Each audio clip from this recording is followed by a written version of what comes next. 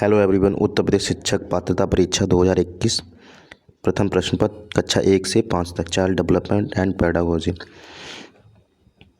Number 1 है question number, blueprint निम्न में से किसका महत्वपूर्ण घटक है? परीक्षण अंकन, परीक्षण वैधता, परीक्षण प्रशासन, परीक्षण निर्माण। तो उत्तर है इसका उत्तर डी, परीक्षण निर्माण। ब्लूप्रिंट परीक्षण निर्माण का महत्वपूर्ण घटक है। परीक्षण निर्माण के इस चरण में योजना बनाई जाती है। परीक्षण के लिए विषय वस्तु, शिक्षण उद्देश्य, प्रश्नों के प्रकार, प्रश्नों की संख्या, समयावधि, अंकन, विधि, परीक्षण का प्रारूप जैसी बातों को निर्धारित किया जाता है। परीक्षण की विषय वस्तु, शिक्षण उद्देश्य, प्रश्नों के प्रकार तथा प्रश्नों की संख्या निश्चित करने के उपरांत ब्लूप्रिंट तैयार की जाती है। क्वेश्चन नंबर 2, विकास की पूर्व संक्रिया अवस्था निम्न में से किसने दिया था? स्किनर, कोहलर, पियाजे, ब्रूनर। तो इसका आंसर है सी, पियाजे ने। पियाजे के सिद्धांत के अनुसार पूर्व संक्रियात्मक अवस्था की अवधि 2 वर्ष से 7 वर्ष तक है। संज्ञानात्मक अवस्था को 4 भागों में बांटा जाता है। नंबर 1 है संवेदी गामक अवस्था, जन्म से 2 वर्ष तक। नंबर 2 पूर्व संक्रियात्मक अवस्था 2 से 7 वर्ष तक। नंबर 3 पूर्व संक्रियात्मक अवस्था 7 से 11 वर्ष तक तथा 4 औपचारिक संक्रियात्मक अवस्था 11 से 15 वर्ष तक। क्वेश्चन नंबर 3, MMPI परीक्षण का उपयोग निम्न में से किसके मापन में किया जाता है?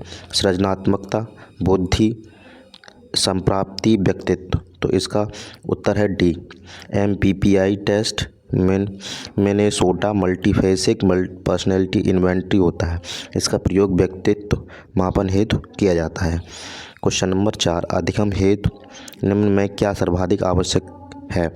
निर्देशन, परिपक्वता, रुचि, अवप्रेरणा। तो इसका आंसर है डी, अवप्रेरणा।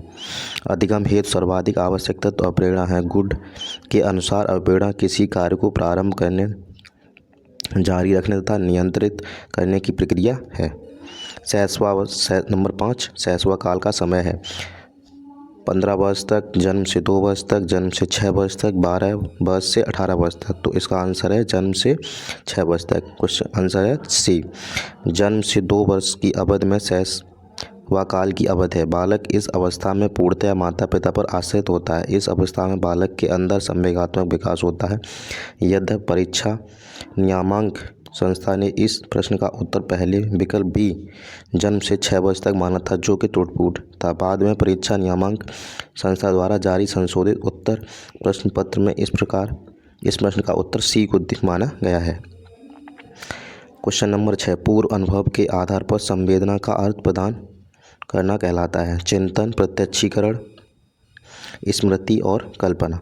तो इसका आंसर है बी, प्रत्यक्षीकरण।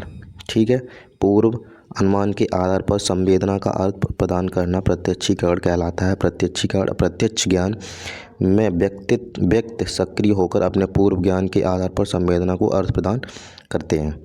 क्वेश्चन नंबर 7, सीखने में प्रयास व भूल के सिद्धांत का प्रतिपादन किसने किया था? गेस्टाल्ट ने, थॉर्नडाइक ने, पावलोव ने, कोहलर ने। इसका आंसर है बी, थॉर्नडाइक ने।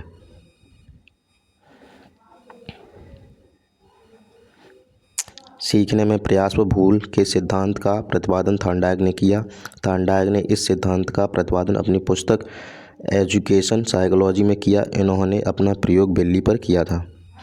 औसत बुद्धि वाले बालकों का बुद्धि लब्ध स्तर होगा 110 से 14 तक, 80 से 89 तक, 90 से 109 तक, 70 से 79 तक। तो इसका आंसर है बी, 80 से 89 तक। जर्मन वैज्ञानिक विलियम स्टर्न ने सबसे पहले बुद्धि लब्ध के सिद्धांत का प्रतिपादन किया और आगे चलकर टर्मन ने इसका प्रयोग किया। बुद्धि लब्ध का सूत्र है मानसिक आयु बटे वास्तविक आयु गुणा 100। ये थोड़ा वैसे लिखा हुआ है। बुद्धि लब्ध के अनुसार बच्चों का वर्गीकरण, बुद्धि लब्ध बालकों का वर्गीकरण 140 या इससे अधिक प्रतिभाशाली बच्चे होते हैं। 120 से 139 अति श्रेष्ठ बुद्धि। ठीक है, 110 से 119 श्रेष्ठ बुद्धि, 90 से 109 सामान्य बुद्धि औसत बुद्धि, 80 से 89 मंद बुद्धि, 70 से 79 छेड़ बुद्धि सीमांत मध्य बुद्धि, 60 से 69 मूर्ख बुद्धि, 20 से 59 हीन बुद्धि, 20 या इससे कम जड़ बुद्धि। अतः बुद्धि लब्ध में बालकों के करण के माप के अनुसार 90 से 109 बुद्धि लब्धि के बालक सामान्य बुद्धि औसत बुद्धि के होते हैं।